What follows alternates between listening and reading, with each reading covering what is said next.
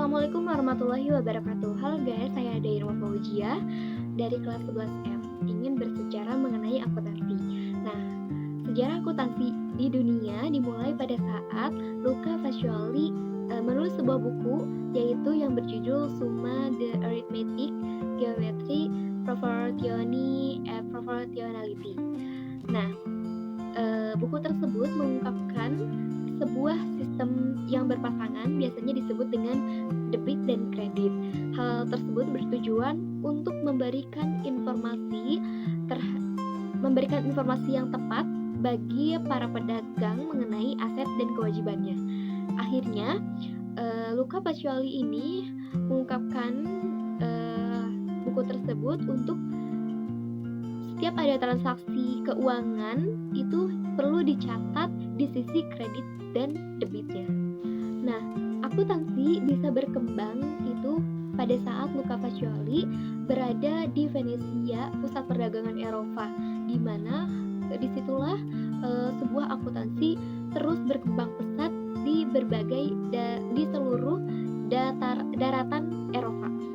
Nah, akuntansi ini terus berkembang hingga pada tahun 1500 sampai 1800-an muncullah sebuah sistem Belanda dan sistem Inggris, di mana istilah tersebut disebut dengan sistem kontinental.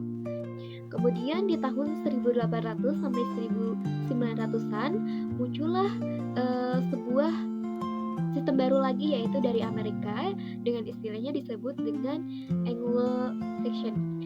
Kemudian di tahun 1973 muncullah sebuah lembaga komite internasional, yaitu IAS atau International Accounting Standardization. Namun tak lama kemudian di tahun 2021 diperbaiki dan direvisi menjadi IFRS, International Finance Recording Standardization.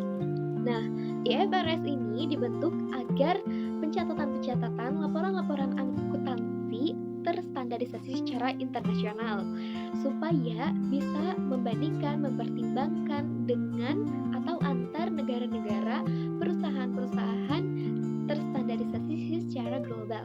Lalu bagaimana dengan sejarah akuntansi di Indonesia?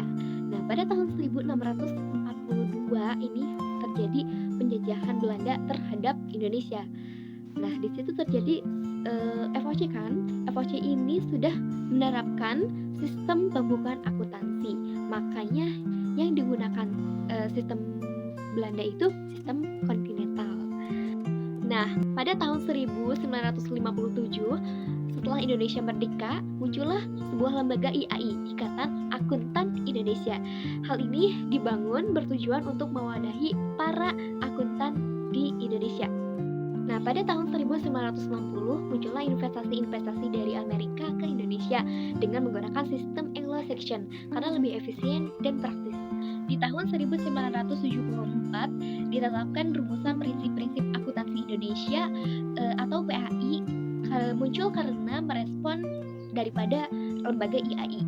1984 dikembangkan lagi PAI menjadi IASC, mengikuti internasional.